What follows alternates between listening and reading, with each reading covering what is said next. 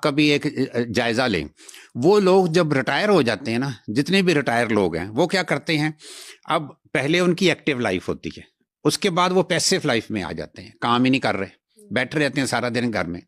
ज्यादा से ज्यादा क्या होता है कि अगर एक मर्द है वो रिटायर हुआ है तो उसकी जो बेगम है ना, वो उसको वो टोकरी दे देती है कि जाओ जाके बाजार से और कुछ नहीं तो सौदा ही ले आओ। बिल्कुल ऐसा। तो ये काफी नहीं है एक्टिविटी। उसका नतीजा क्या होता है, मैंने ये देखा है कि जो लोग रिटायर हो जाते हैं ना, वो फिर बीमार पड़ना शुरू हो जाते हैं, कभी कोई बीमारी कभी कोई बीमारी।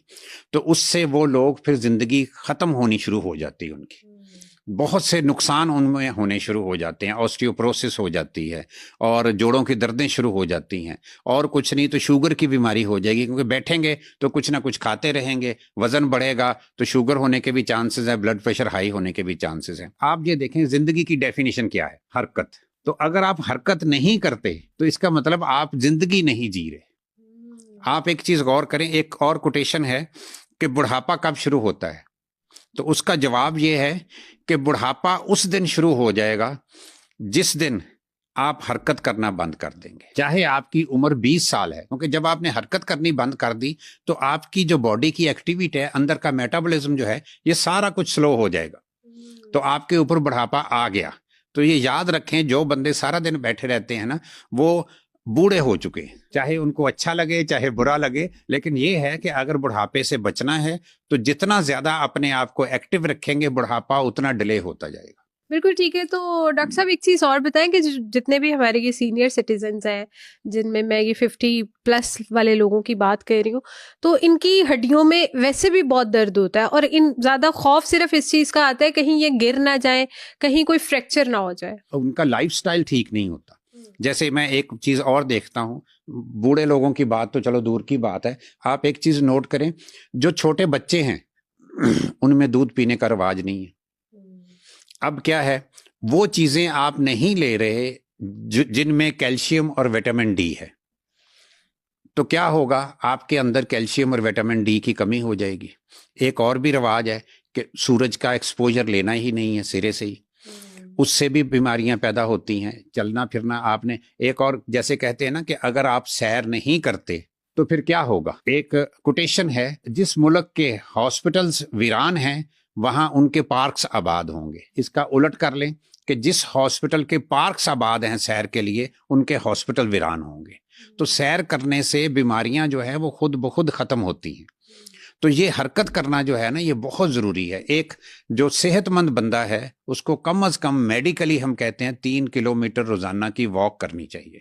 अब तो घड़ियां भी आ गई हैं, आप अपने घड़ी बांध लें एक, वो जो आपको स्टेप्स बताती है, तो आपको पता चल जाएगा जी कि मैंने 3 किलोमीटर के करीब वॉक की है कि नहीं की। चाहे आप अपने ऑफिस में करें, चाहे आप बाहर करें, जिस जगह मर्जी करें, लेकिन आपको हर वक्त हरकत में रहना होगा। एक बहुत अमीर आदमी थे, उन्होंने कहा जी कि मैं बहुत सख्त बीमार हो गया हूँ, मेरा जिगर भी सही काम नहीं कर रहा, तो मुझे कोई एडवाइस करें, मैं ज्यादा से ज्यादा जिंदा रहना चाहता हूँ। तो उसको डॉक्टर्स का एक पूरा बोर्ड था, उन्होंने कहा जी कि ये अगर आप ज्यादा से ज्यादा जिंदा रहना चाहते हैं तो हरकत करें, मुलाजमों से काम लेना बंद कर दें। इस वक्त मैं आपको एक चीज बताऊं, दुनिया में सबसे ज्यादा बड़ी उम्र के लोग जो है ना, जापान के पास एक जजीरा है ओकिनावा। उस जजीरे की क्या खूबी है कि उस जजीरे के बाहर लिखा हुआ है कि इस जजीरे में 100 साल से छोटी उम्र के लोगों का दाखिला मना है।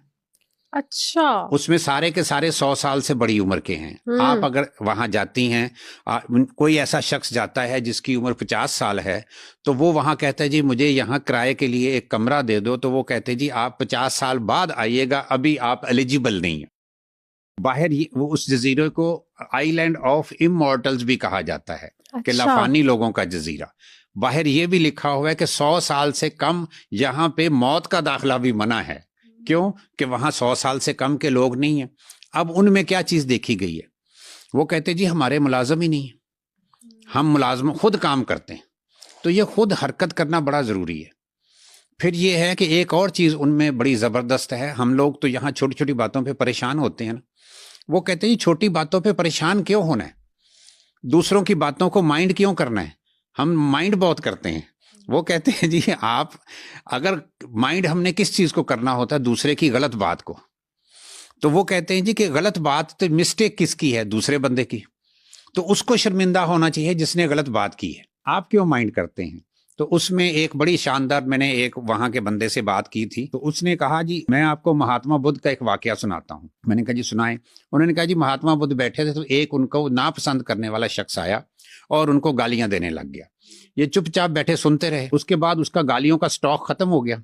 तो जब वो चुप किया तो फिर उन्होंने उसको बुलाया और कहा जी कि देखो मैं तुमसे सिर्फ एक बात पूछूंगा कि मैं तुम्हें कोई अगर चीज दूं और तुम ना लो तो वो किसकी हुई? उसने कहा जी आपकी हुई, जब मैंने ली ही नहीं। उन्होंने कहा जी आपने मुझे जितनी गालियां दी हैं मैंने नहीं ली, तो किसकी हुई? वो आपकी हुई है। तो बात ये है कि हम माइंड करते हैं। देखिए किसी ने बात की है, गलत बात की, आप एक चीज नोट करें, छोटी सी गलत बात जो होती है वो 1 मिनट से ज्यादा नहीं होती, लेकिन हम सारा दिन उसको अपने ज़हन में घुमाते रहते हैं। अगर गौर करो तो वो 1 मिनट का कसूरवार तो वो दूसरा शख्स है। जो सारा दिन आप अपने ज़हन में घुमाते रहे उस बात को, उसका कसूरवार कौन है? उसके कसूरवार तो आप खुद हैं।